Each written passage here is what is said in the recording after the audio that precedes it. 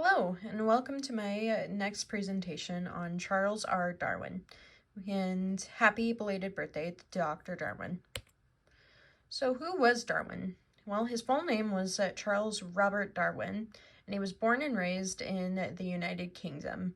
He was once married and had 10 children, 3 of which had died from an early age, with the third having Down syndrome. And I want you to keep track of that. 6 of the surviving 7 had long marriages, and only 3 of which had children of their own. He was a naturalist, a geologist, and a biologist. He gained his bachelor's in 1831 and his master's in 1836, and he finally gained his honorary doctorate in 1877 after traveling to the Galapagos Islands. And there he discovered many different finches, and with this he created his naturalist or the evolution theory, which is proposed that everyone evolved from a common ancestor, and this proposition is considered a fundamental concept within science. So what is the natural theory of selection? It explains how genetic traits and hereditary genes can change over time, and it explains part of the creation of new species or different types of species of a single species, i.e. like different types of dogs, or as he saw in the Galapagos Islands, the different types of finches.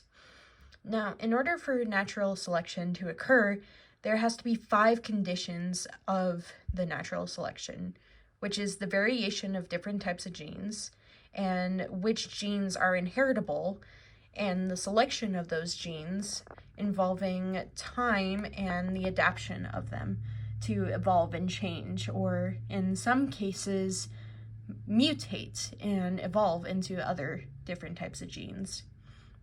But natural selection can only occur from inheritable traits that allow some type of advantage in competition for different types of resources in a single environment. So honestly, the best example of this is the different types of finches with their different sizes and beaks, ranging from short and stout to, break open nuts easier, to like long and very thin type of beaks to get down in between types of rocks to reach bugs or other different types of, creatures to eat.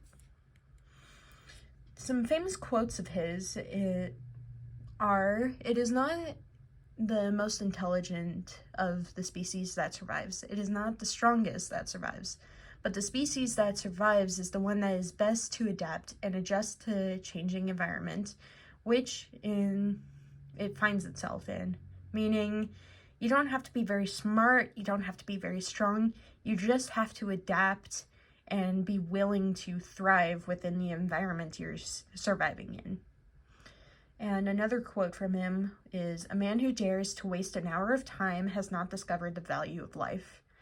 And honestly, I'm probably guilty of this because I usually waste a lot of hours of my time. And you would think with all that wasted time, I would be able to find more discoveries.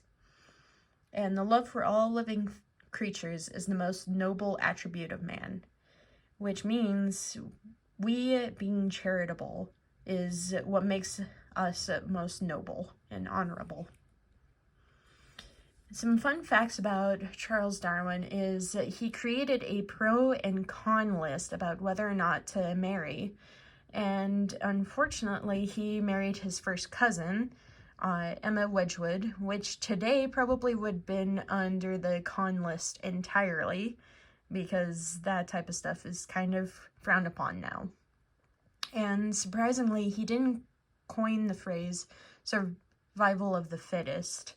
That was probably some, smart person thinking, hey, this is actually what Charles Darwin meant by his previous quote, when it doesn't have to be the survival of the fittest. And interestingly enough, he dropped out of med school, which his father wanted to pursue and become a doctor, but he decided that route wasn't for him.